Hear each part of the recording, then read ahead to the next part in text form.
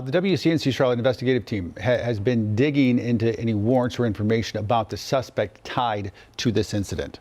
Yeah. Nate Morabito joins us now with more on all of this. Nate, what are you learning? Well, I think so much of the outrage we're hearing is that this man had such a lengthy record. And just to kind of give you an example, I have 9 pages worth of court cases throughout North Carolina. At a minimum, I'm suspecting there are a couple more. You know, we know from what police have said that they were trying to serve some warrants out of Lincoln County.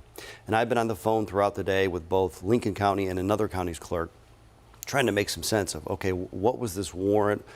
Why did it originate there? It was for possession of a firearm by a felon. Why was he in Charlotte? That's a great question, and we're really curious about that because he was arrested in Charlotte in 2021 during the pandemic. He had some charges there that were eventually dismissed, tied to marijuana, fleeing, eluding arrest. But other than that, it's really kind of a mystery why he was here in the first place, because he seems to be, based on what we've been able to find, from kind of north of Durham area, kind of closer to Virginia. And he has quite a lengthy kind of court history in that area. I should tell you that he had a court date last year for a charge out of Person County. And I want to make sure I get this absolutely right. It originated in 2021. Remember, the Mecklenburg County cases originated in 2021 too.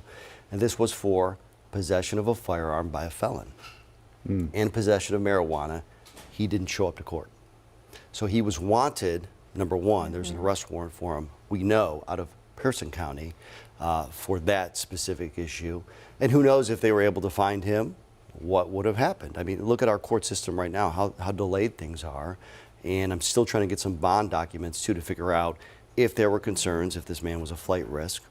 I'll tell you too, there's a reason he's a felon to begin with. 2009, convicted of breaking and entering, among many other things, in Alamance County. That's east of Greensboro. Our sister station up there, our contact partner, WFMY, reported that he led police on a high-speed chase. Yeah, if we have his photo, we should pop his photo back up. So we'll get, if you were listening to the press conference, you know, someone asked that specific question: should he have even been out?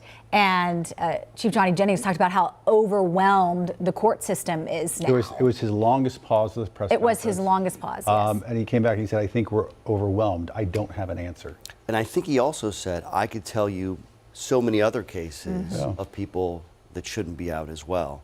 And I think that's my point too. If they had arrested him on that outstanding charge kind of north of Durham, would he have even gone to trial? But maybe he would have been held in the jail there while he was awaiting trial. It's hard to say. We're still trying to figure out a lot of this.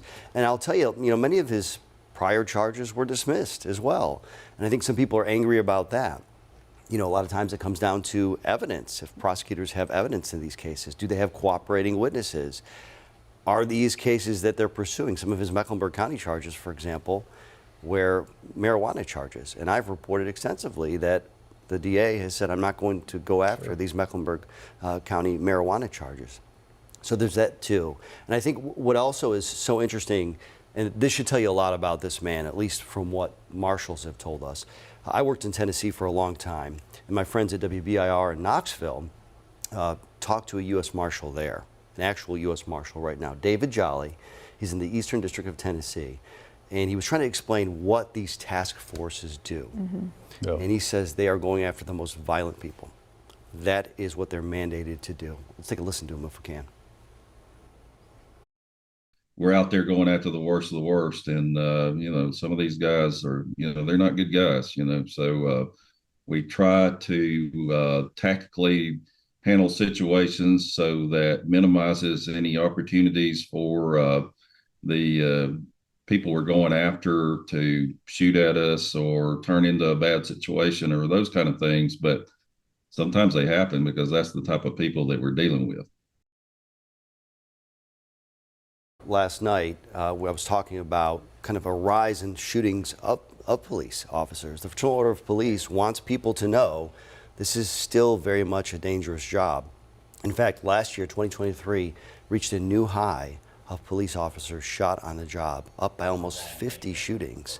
Wow. And a good portion of those were kind of targeted surprise attacks, kind of somewhat of what we're hearing about in this kind of case. Because it sounds like, according to the chief, it sounds like one of the reasons they thought that it might be a second shooter, because it sounds like he was shooting from above, from those dormer windows we saw in the house, down on the officers, not only from the back, but also the front, before he then came out the front of the house, is where police say he was shot and killed. And that's really the big question that remains now. The two women that were in the house, he said they are cooperating, but he hasn't ruled them out. One was 17, one was older, and they said it will come out, but they haven't released what exactly their relationship is with him yet. We also don't know why they chose that time of day to serve the warrant. I mean, you know, I know people in the police world who will tell you the morning sometimes is good. You catch them off guard.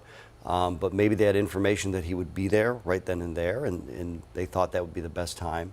Because what ended up happening is beyond the tragedy of all these lives lost, it was incredibly disruptive.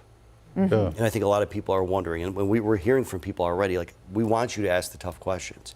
It's okay to have great sympathy for what is happening right now. Exactly. And I think that's just really important. That's what we're trying to do. We're trying to understand, did the system fail these officers? Beyond of what just happened yesterday, and it looks like we're still sort of piecing those things together, the bigger problem, people would be benefited, including us, going back and rewatching the last 3 minutes of TV and you explaining his history and his rap sheet and his falling between the cracks, because it's not just one case this happens to. Right. This happens every single day in every single city and all across the country. Basically what Chief Johnny Jennings was saying. Exactly. This won't be the last time, I think he said. It won't be. Like that.